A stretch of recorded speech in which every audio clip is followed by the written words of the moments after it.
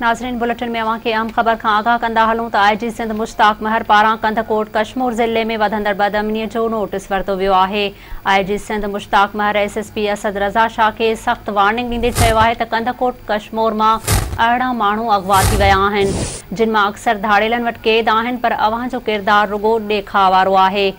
SSP Asad रज़ा शाह लाइ ख़ासि advice जारी कंदे IG सिंध मुश्ताक महर चयो आहे त कश्मीर कंधकोट ज़िले मां मुखियुनि जे वधंदड़ अंगनि ते ॻणती आहे। जारी कयल एडवाइस में IG सिंध पारां चयो वियो आहे त कंधकोट कश्मीर ज़िलनि मां 18 माण्हू अगवा थिया आहिनि, जिन मां अक्सर अञा धाड़ेलनि वटि क़ैद आहिनि। तव्हां FIR दाख़िल करण खां पोइ पाण खे आजो सम्झो था।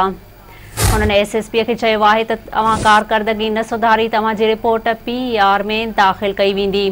IG सिंध चयो आहे त धाड़ेल ऐं ॾोहारी बिना ख़ौफ़ जे वारदातूं कनि था ऐं तव्हां रुॻो ॾेखाउ में पूरा आहियो।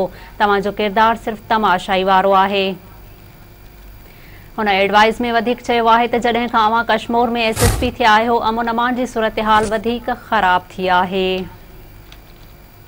नाज़रीन, अवां खे हिकु भेरो ॿीहर अहम ख़बर खां आगाह कंदा हलूं त IG सिंध मुश्ताक महर पारां कंधकोट कश्मीर ज़िले में वधंदड़ बदअमनीअ जो नोटिस वरितो वियो आहे। IG सिंध मुश्ताक महर SSP असद रज़ा शाह खे सख़्त वार्निंग ॾींदे चयो आहे त कंधकोट कश्मीर मां 18 माण्हू अगवा थी विया आहिनि, जिन मां अक्सर धाड़ेलनि वटि क़ैद आहिनि, पर अव्हां जो किरदारु रुॻो ॾेखाउ वारो आहे। SSP असद रज़ा शाह लाइ ख़ासि एडवाइस जारी कंदे IG सिंध मुश्ताक महर चयो आहे त कश्मीर कंधकोट ज़िले मां मुखियुनि जे वधंदड़ अंगनि ते ॻणती आहे।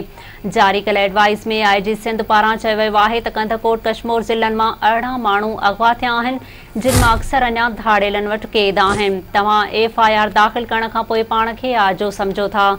हुननि SSP खे चयो आहे त तव्हां कारकर्दगी न सुधारी त अव्हांजी रिपोर्ट PER में दाख़िल कई वेंदी। IG सिंध वधीक चयो आहे त धाड़ेल ऐं ॾोहारी बिना ख़ौफ़ जे वारदातूं कनि था ऐं तव्हां रुॻो ॾेखाउ में पूरा आहियो। तव्हांजो किरदारु सिर्फ़ु तमाशाई वारो आहे। हुन एडवाइस में वधीक चयो आहे त जॾहिं खां अव्हां कश्मीर में SSP थिया आहियो, अमन अमान जी सूरतहाल वधीक ख़राब थी आहे।